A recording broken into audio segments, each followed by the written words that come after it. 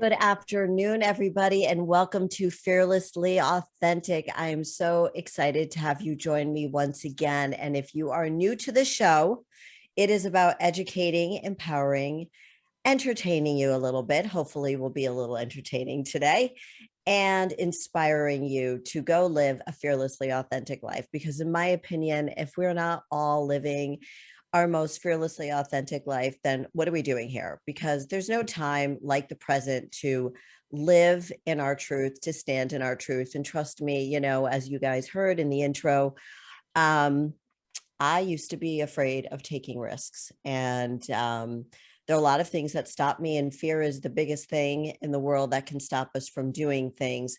But I have a very fearless woman on the show today who I can't wait to introduce to you.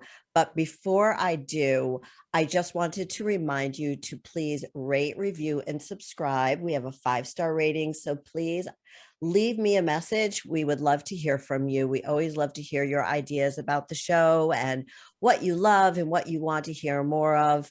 And it's just really, really fun every week for me to learn so much from my guests or from you all just getting back to me and letting me know what it is that you want to hear us talk about.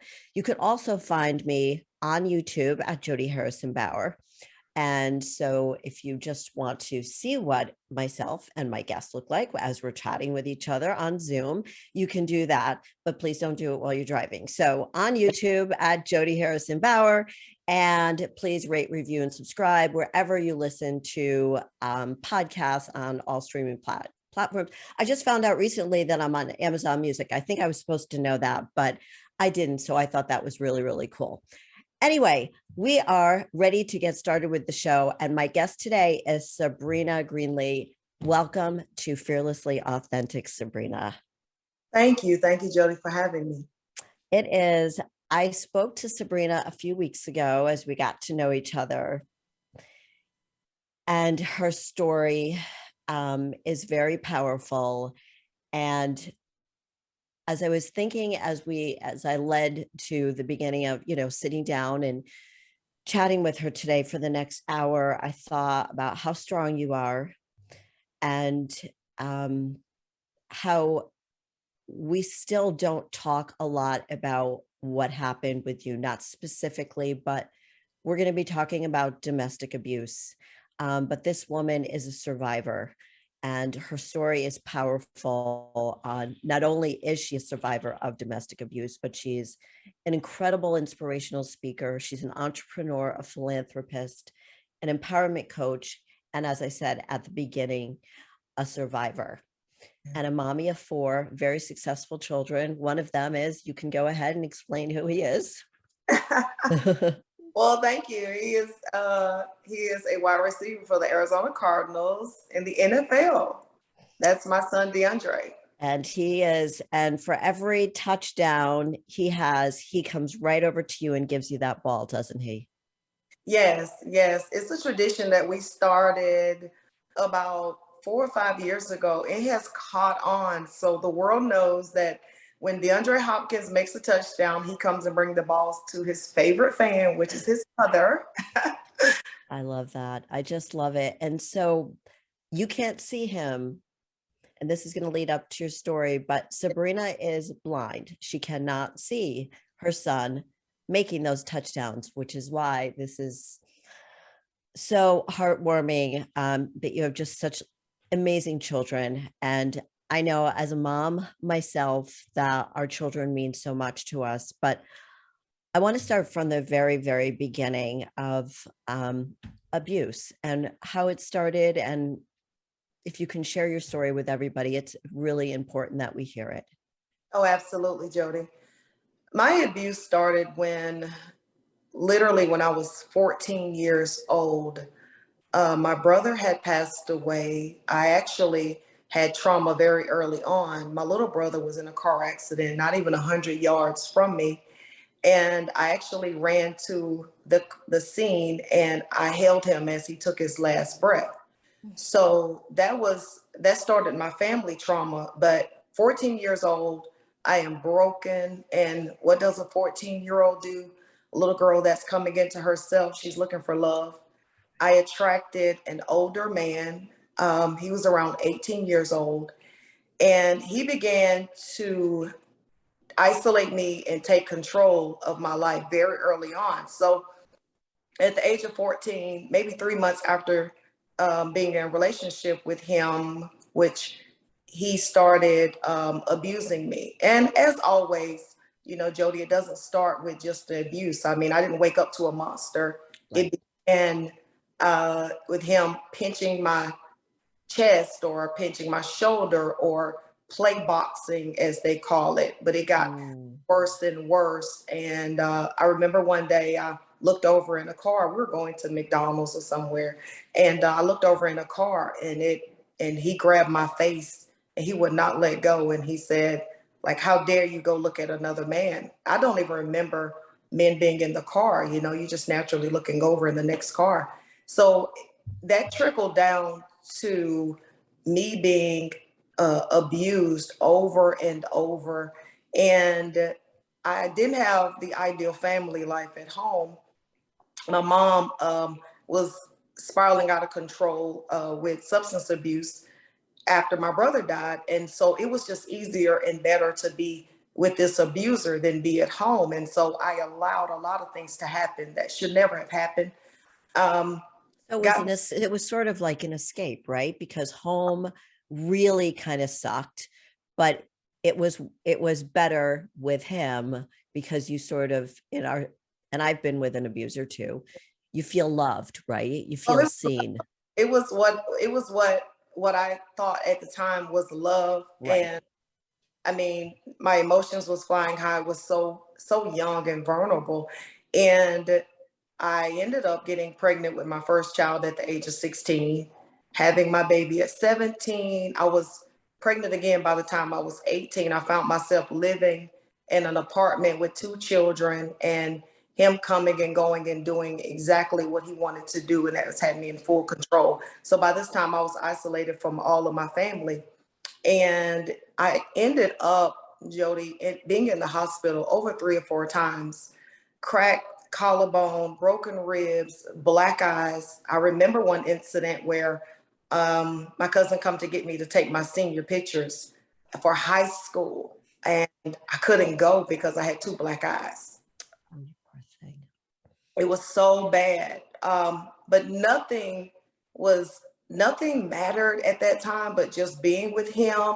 And so, like I said, I married my abuser at 18. I remember having my daughter come to my graduation. She was a few months old. I remember moving out. All of these things it was very emotional so early on. And I didn't really understand the significance of who I was, or the potential that I had, or who I needed to be. I was so submissive to this man. I would have done anything for him. And he knew that he preyed on, me not being able to have a family foundation or anything. That's what I was going to ask you. Yes.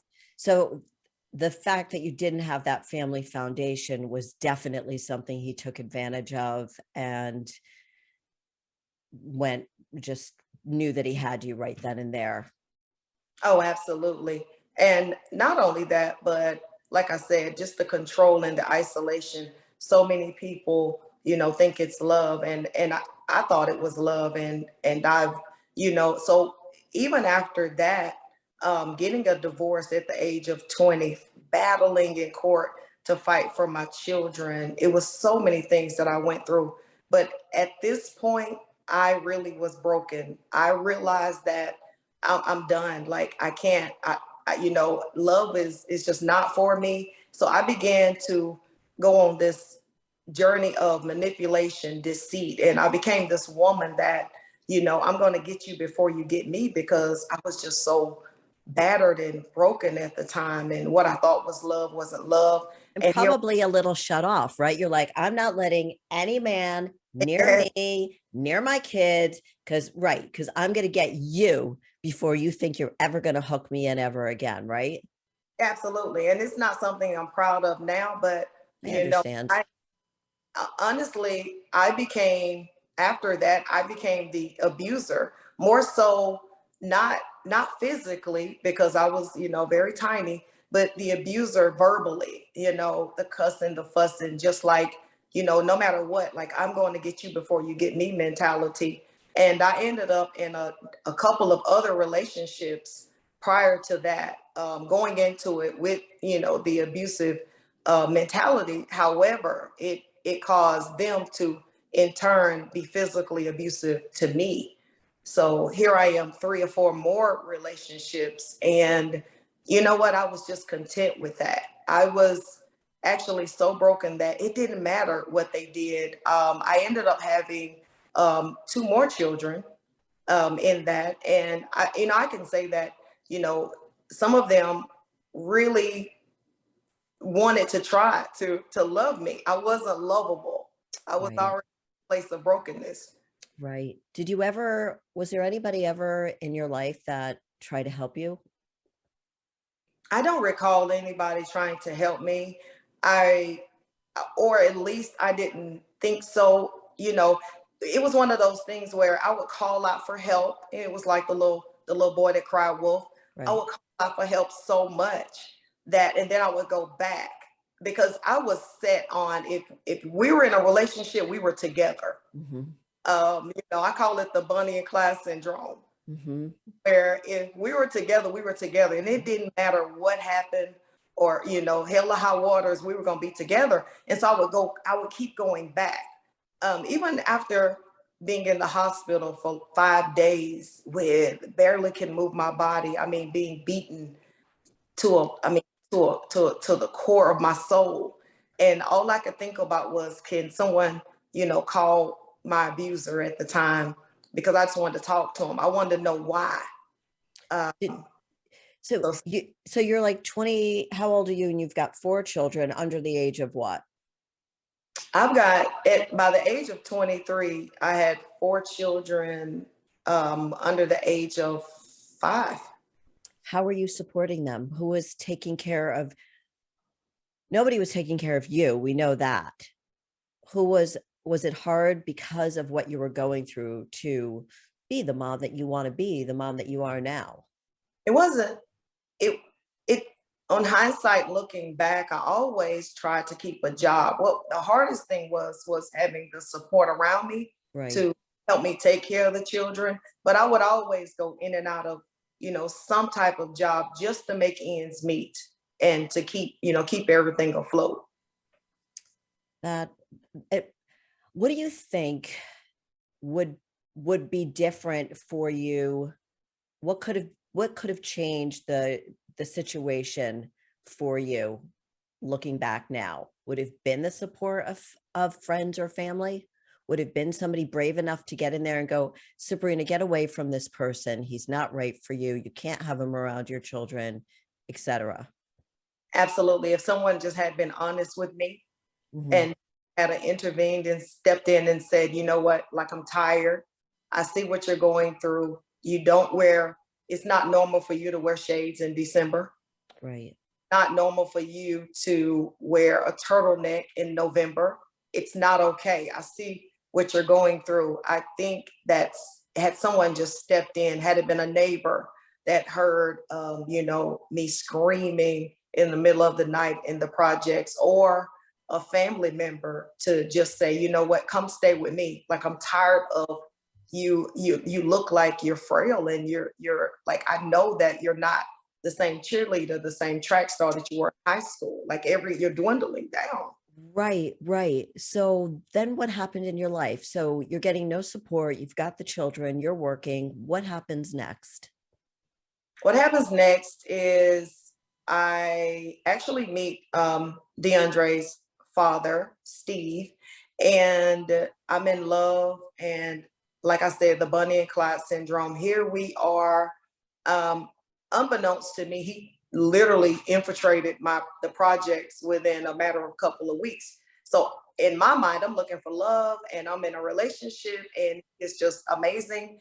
And he is a kingpin, and all he's ever known was to sell drugs, be Mhm. around drugs, do and he never did drugs, but it was just so many things that he had going on. And so, but I'm the girlfriend, and he takes over the projects or whatever. And we become, like I said, the Bonnie and Clyde syndrome. We're transporting drugs, kilos of crack into the neighborhood. And about 3 years after that, nonstop, we are in sync. And we're in a car accident. We're in a car accident coming from Georgia in 1992, at the end of 1992, going into 93.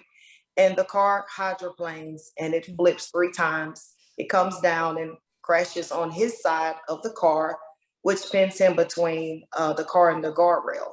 He ends up passing away 8 days later. And I never leave the hospital. I'm right there by his side, which was very tragic for me. So here I am. I'm coming home to 3 kids at this time, well, 4 kids, and my partner is no longer there. Now, what I look back, even when looking back, he never touched me physically, but it was still a form of control, because here I am looking for love, and God rest his soul, but I was still manipulated by the emotional abuse and just the neglect of me being in another state, or being once again up under a man and not taking care of my responsibilities as a mother with my children. And I don't think a lot of women still to this day understand that the abuse is not just physical. It is the mental abuse that is the real killer. Yes. And as you and I talked before, I mean, when someone has your mind mentally, they have your soul, they have your body, they have your capabilities as a person. And so mentally, it's so important. And it's important that I speak on that, because I went out of an abusive relationship, and I ran right into a mental abusive relationship. And I look back, hindsight, one wasn't worse than the other. I mean, it was just the same. It was just the same, Jodi, just the same. It was just hard. The same, right? But you didn't stop there. So then you met somebody else who just swept you off your feet. Oh yeah. So here I am. When I say broken, I'm talking about broken wings. I mean, just totally distraught. And as you said, I met someone else. Of course, here I am, attracting broken. You're gorgeous, but you're attracting the wrong person. Like so many, I think there's a thing they talk. I don't know who talks about this, but about physically beautiful women who attract abusive people in their life. I don't know. I have to learn more about that, but I don't know what it is. Do you know anything about that? Well, I had this thing where, all my life people would say you're beautiful. And I used to kind of look around and be like, who, me? I was so insecure. I didn't think they were talking about me. But so many people said I was beautiful. I began to say this thing to myself. I said, something is going to happen to me because I'm so beautiful. This was just the enemy messing with me. But I said before anything happened to me tragically like it did, I would always say something is going to happen. I don't know what. I felt like I was going to get kidnapped or something. Walk around literally thinking something was going to happen, because everybody kept saying that I was so pretty and beautiful. It's the weirdest thing. Maybe we're talking about the same thing. We got to figure that out. Yeah, we have to figure that out. No, I understand that. I do. So what happened after you met this man? So I trying to do what most women do, and that is try to support and take care of your children. Because so many people kept saying I was beautiful, I decided to go and dance at a local strip club. And of course, with that came even more emotional abuse, because I was myself at this point. I didn't need help doing that. You had enough attention. At this point, I didn't need any help. I was a self-sabotager on steroids. And so I was in the strip club, and I decided that I wanted a boyfriend. Now, I had been in there a couple of years, but I decided I wanted a boyfriend.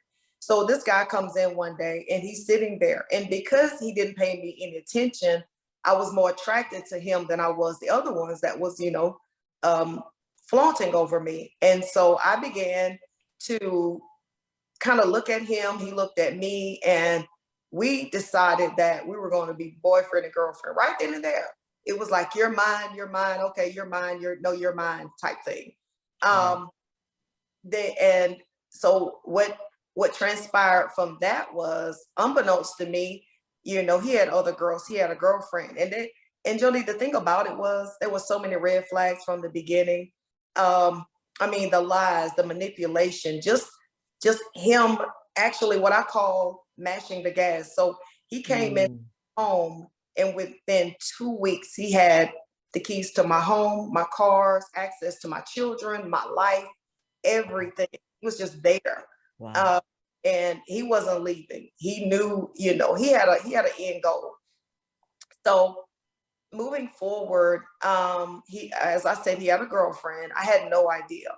Right. And by him having access to my keys, my homes, I remember on this day on July 20th, 20 years ago, this month, I woke up and he said that he was going to ITT Tech, to a school. And I said, okay, just kind of brush him off like, okay, hey, take the car. Yeah, sure. Go to school. Take the car. It wasn't unusual for him to take one of my cars, but I had just purchased a brand new Lexus a couple of weeks prior. So I mumbled something like, take the old car. He knew not to take the new car. Right. Well, of course, he takes the new car. So I wake up about noon. My baby girl is 4 at the time, and I make sure she's straight, but I'm moving around the house. And I realized that he's taking my new car. So now at this time, I'm pissed off. Yeah, I'm like, I'd be too. How can I take my new car? I like him, but I've just have been going through so much at this time that I was fed up. I was tired. By this time, there was a young lady that had called my phone and, was demanding that she speak with him, but he says it was his sister.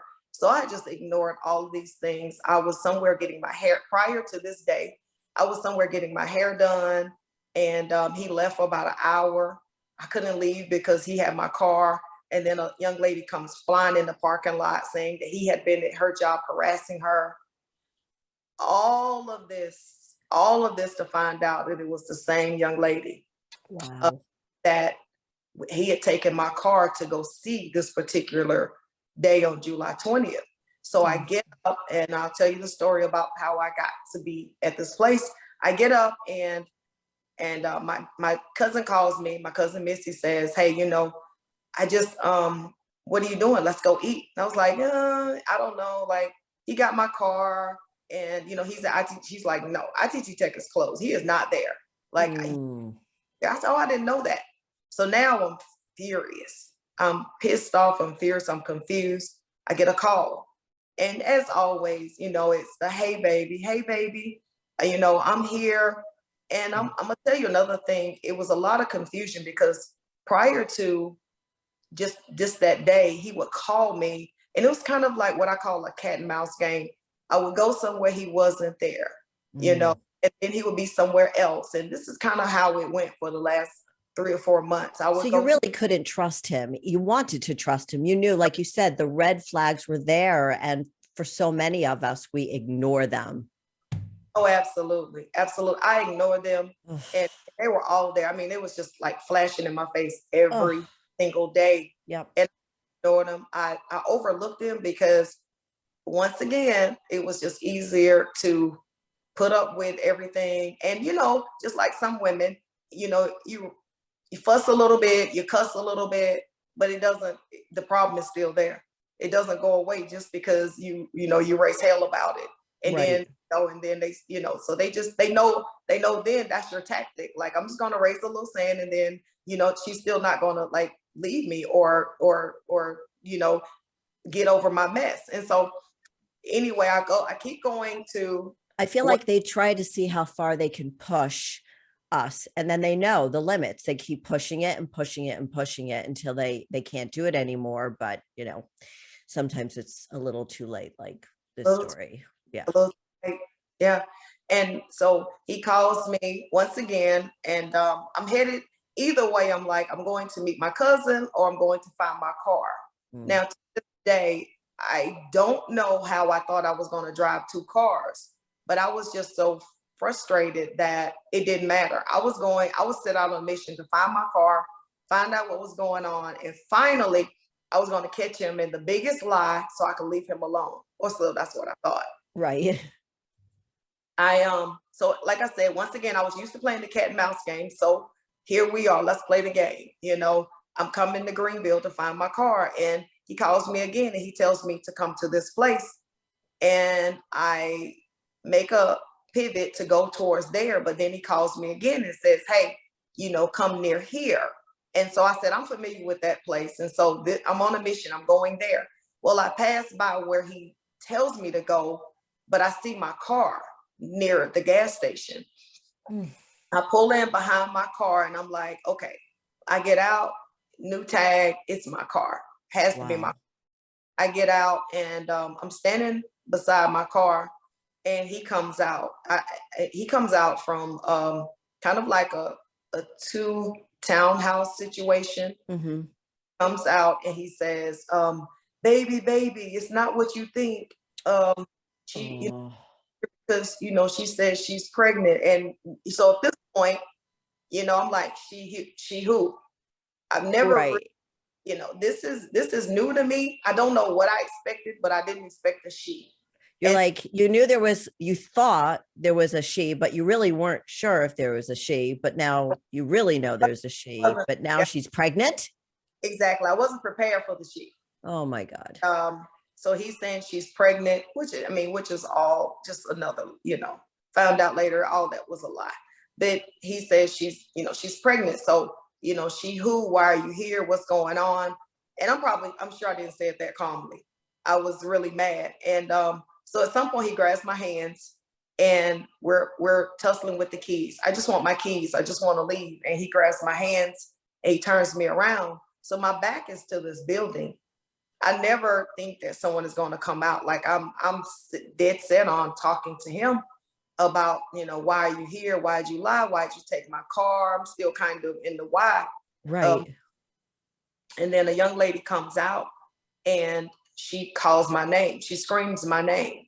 And I turn around, and at some point I wiggle my right hand away from him and I put my hand up. Well, by this time, she has dashed a concoction of liquid Red Devil I mixed with Clorox onto my body. And I instantly think to myself, why would someone pour warm water on me? Like, this doesn't make sense. 12 o'clock, the sun is bright on a Saturday, beautiful day. And here I am, I fall to my knees on the grass. And I don't even realize what just happened, because at this point, it just feels like gritty, warm water. But I realized within a matter of seconds of falling to the grass that my skin is coming off my face. And I'm touching my skin as I'm touching my stomach and my neck. My skin is in my hands. And so I lay down and my back is up, and I remember looking up at the sun, and it was almost like a white curtain comes over my eyes, and I instantly go blind. Well, I don't have time to say I'm going blind or feel it, because at this point my organs are shutting down all at the same time. So here I am, like taking shallow breaths. I'm panting for breath, and I really don't understand what's going on with my body. I really just was like dying.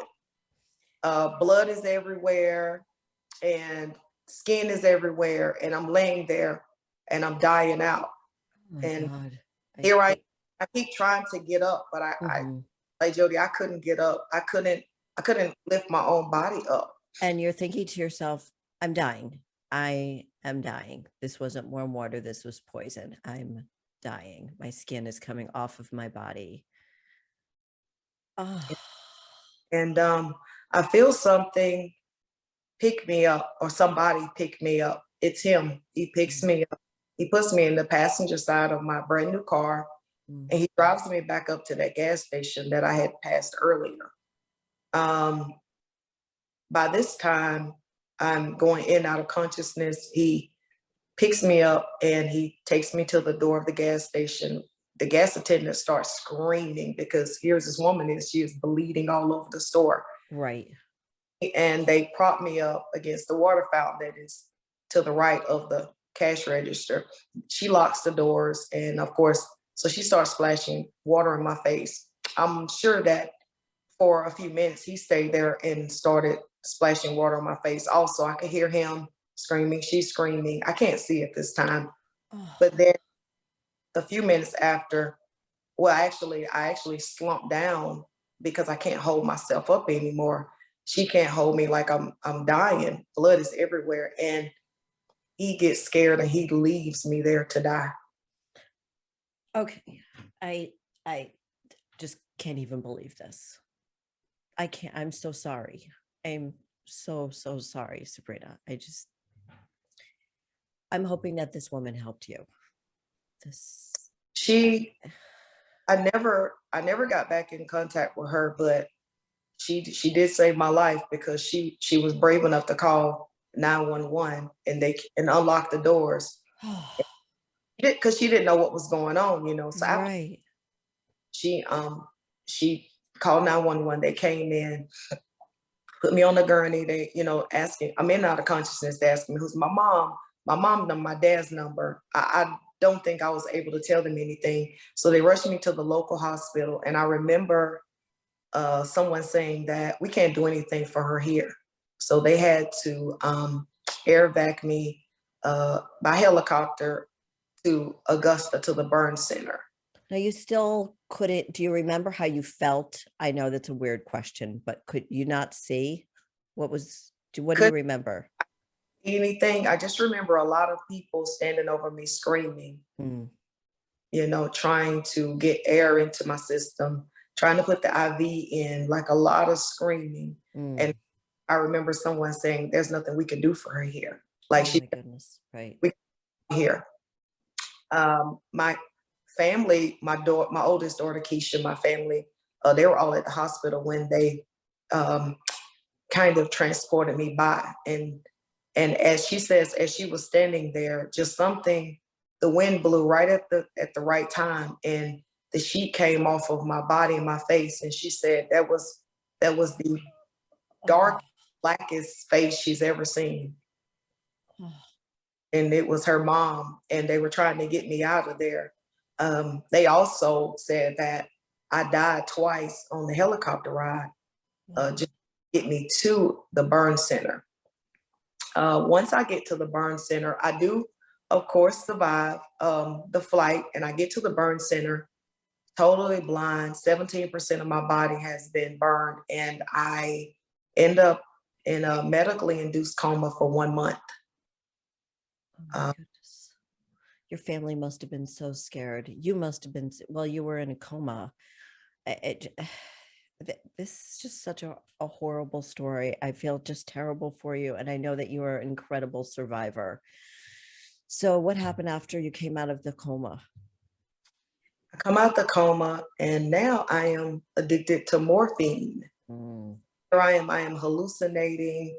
Everybody's calling me, but I am literally making up these stories. I have demons coming in my room every night, and they're stealing my pocketbook. They're stealing my.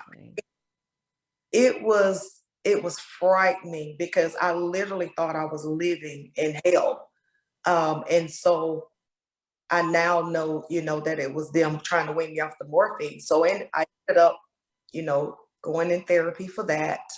Finally coming home about 6 weeks later. But even in the hospital, it was a lot of pain, a lot of visitors, a lot of confusion. I remember a priest would come in every day and couldn't see. but the morphine had me thinking that I could see. And Interesting. yeah, very interesting, right? I literally was just talking to my ghostwriter about this. Like, this is definitely going to be a good chapter to read.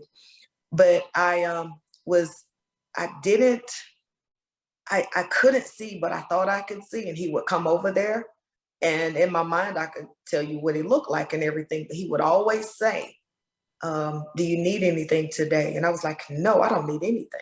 So I'll give you just a recap of every day he would come in, and finally, about this is me. This is me not knowing that I couldn't see. So when Right. that in, and I finally realized that I couldn't see, it was Right. horrifying. And I remember him coming in one day and he says, "Do you need anything?" And me being me, I said no. And finally I tell him, I says, "I need you today. Mm. Like, pray for me because I don't know what's going on. Something is really bad." It finally registered in my mind that I was blind. That, uh, did you ever think to yourself, okay, why so many of us think about, okay, the victim mentality, why did this happen to me? A Mhm. lot of people think about, why did this happen for me? Now your situation is incredibly devastating, but you have survived. You've undergone many eye surgeries, but you're completely blind, and you've done how many skin grafts? I mean, you look gorgeous. So Thank everything, you look absolutely beautiful, but the surgeries you've undergone, I know all you wanted was your sight back. That was the most important thing. And Oh, have you learned to live for the last 20 years without your sight? fighting for my sight was very important. Hmm. I fought tooth and nail for my sight. I came across an incredible eye surgeon, Dr. Embody, who helped me fight for my sight, starting with the donor cornea. So, as you said, I've had at least 30 surgeries on each eye trying to gain sight. I've had 3 major skin graft surgeries. A lot of people don't know that my whole right side of my face is the skin that came from under my left arm to put on my face. I did not know that. Yeah. I did see the graphic photos of you though, and I don't even know how you survived it. But Well, the this, thing is about that, it was dark for a long time, but mhm, to I began to kind of start healing my insides. And yeah, so because it takes a lot of, I was devastated at first. And even with the eye surgeries, I would go to some of my eye surgeries in pajamas. I mm, didn't care. I was tired because I'm having surgeries, so many for so long and for so many years. And I was able to regain some sight um, for right, just a little while. right. And so what I describe as sight, it wasn't as in 20/20 vision. I would tell people it's like holding a thick piece of plastic up to your face and trying to look through that. That Mm. was sight. But Jody, I didn't care. It was sight. I had a little bit, and this is why my children was in middle school to high school. I regained a little bit of sight. And it wouldn't last long, but I would kind of, cherish the little sight that I did have when I did have it. Yeah, I have a couple of questions for you. So you're going through these surgeries. Mhm. What happened to the girl? I I know what happened, but tell us what happened with the girl. What happened with the ex-boyfriend? And how did your children help you get through all of this? So a lot of questions I have for you. Oh, let's okay. So she ended up getting sentenced to 20 years in jail for Good. assault and battery with intent to kill. She should be there forever. Yeah. And she actually got out last May 3rd. No, yeah, Oh. this let's see. Yeah, last May 3rd, she got out. Mhm. I, I was thinking it was this year, but it was last year. Mhm. He ended up getting a year and a half. But it wasn't because of that situation. It was because he decided that he would not leave me alone and that he would continue stalking me further even after I got out of the hospital. So he ended up getting a year and a half, which he served about 6 months. Wow. Wow. You no contact with him, I assume. Not at all. No, no. So, and how are your children during that time? My children literally are my heroes. They Mm, stepped up and we all became survivors. they sound like they are. Yeah, they sound That incredible. they exude confidence and strength, and they're Mm, resilient because they were so young. And you know, your mom is fighting for her life and being told that you can't see your mom until we pronounce her dead. Like they couldn't come; they were too small. And so for me to have to come back home to them, um, was it was tough for them. But then here we are. You have these four amazing children that kind of just said, we're gonna do whatever it takes. DeAndre has a story where, I stayed in my room for 3.5 years. I was really depressed, Jodi. And he said he would do little things around the house just to make me happy. oh, Just when I would come out the room, just the little things, right. uh, in the floor. Keisha would try to cook, and they all laugh now because chicken that was never done. Right. And then you have, Shantaria that literally was a super motivator because, I remember one day, she came to my room and she says, Mom, I'm hungry. And I was in the bed and I was not trying to get up out the bed that day. Prior to that, I had everybody waiting on me hand and foot. Uh, Right. and then here I am having to walk down the hall for the first time with my little 4-year-old and fix her a sandwich. It's amazing what we have the strength to do for our children. One of the things that I heard you say was that you would be, you'd get the kids off to school, get them on the bus and so on, and then get back into bed and literally stay in bed all day. And then at 3 o'clock, when they got off the bus, you got up. I wanted to do whatever it took for my children not to suffer Right. or have to deal with the choices that I made because I was literally on a path of destruction way way before that day. Right. But it's something like this to make me realize what really mattered in life, and that was my children. And so I began on this mission of not allowing my decisions to come down and trickle down on them.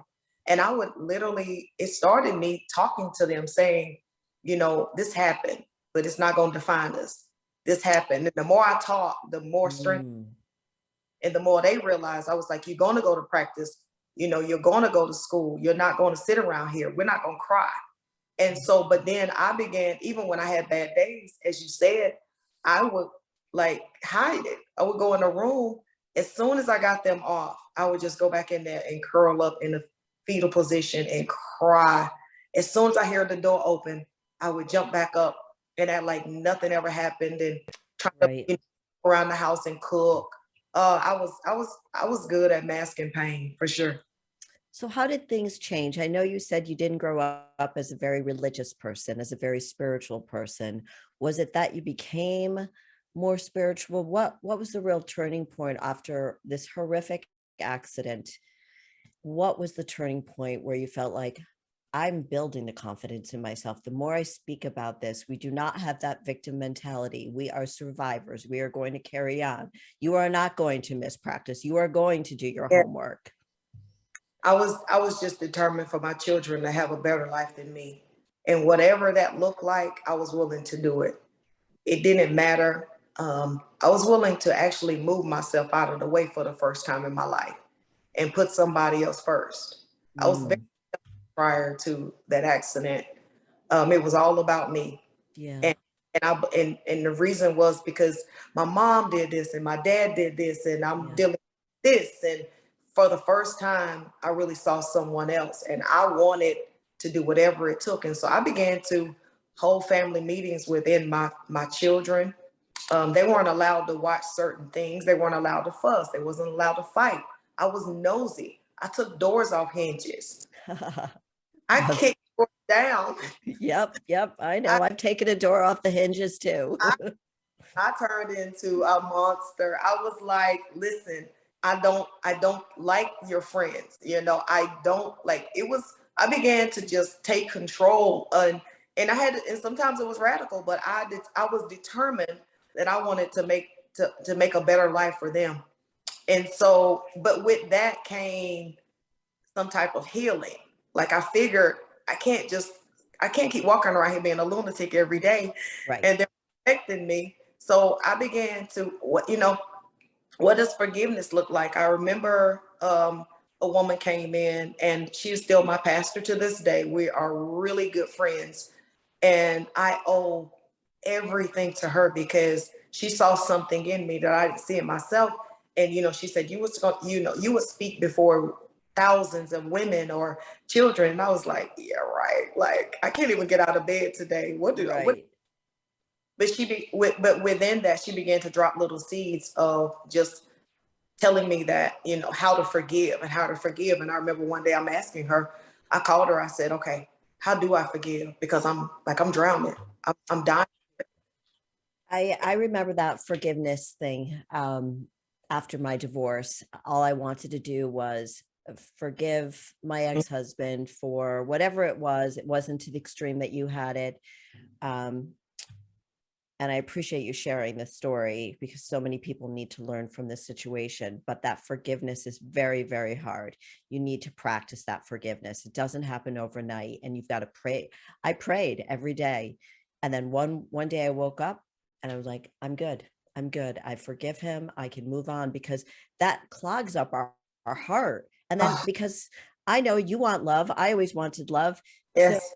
if you've got this, let's just call it hatred, okay? This Okay. that we have for maybe somebody who brought harm to us, we can't make room in our heart for love. So that's the practice, right? I mean, I'm sure that's what you agree with too. Like you just got to practice that forgiveness, but it's so hard. Yeah. I think hatred is a very light way of putting it. Like, like I was condemning people to hell. I was Yeah, saying, okay. All right. I'm leaving that up to you. Yeah. Just didn't know how far you wanted to go there with that. no, I mean, it literally, I'm sitting here and I am mad. But yeah, you're absolutely right. I think what the forgiveness for me, what I didn't know what it looked like. I had never forgiven anybody before. I was like, Mm. I was living with a lot of trauma. But I talk about this, how I began to forgive my attacker is I began to put a name to the hurt. I began to humanize her. I began Mm. to pray for her. That was hard. Now Yeah, I'm sure. I can say that now with conviction, but praying for somebody, I'm like, but I began to literally radically pray for her. Now I'm not even praying for myself at this point, but all I know is that I don't want to keep waking up with this every day. Like it is weighing me down. And here I am, I'm telling my children that they need to forgive and we need to heal as a family, but Mhm. I'm still holding on to all this resentment. And when I began to see her in a different light and humanize her and understand that that could have been me. I was just as broken, just as hurt, just as angry with life. Mhm. Uh, I began to see her differently, and it made me have a sense of, should I say, it made me have a sense of empathy for her, Right. and because that's a good word for it because it definitely wasn't sympathy, empathy. It's empathy and probably some compassion, right? And Compassion that she had to do something like that to somebody like you. a lot of compassion, and, Yeah. and I began to start working on me, and just it took a couple of years of that, you know praying and healing. And then I had my pastor coming in because I was curious at this point. I would ask her questions, and I said, and I think one of the first questions I asked her was, how do I pray for my children? I Mm. want to know how. I never knew how. I knew how to fuss, I knew how to cuss, and Right, right. I definitely knew how to, discipline them. How do I pray for them? And how do I pray a prayer of forgiveness for her? And it changed my entire life. I mean, I was consistently faithful with learning how to pray the prayer of unforgiveness. And it just started with something simple like, she maybe she didn't have, a good upbringing. Why would she do this to me? Trying to get an understanding. And then after I, did all that in my head, I would just say, Lord, whatever you do, cover her tonight, keep her. And everything that she touched, it shall turn to gold. That was my prayer. Everything she Wow. And it sounds like you're the CEO of S.M.O.O.T.H. Yes.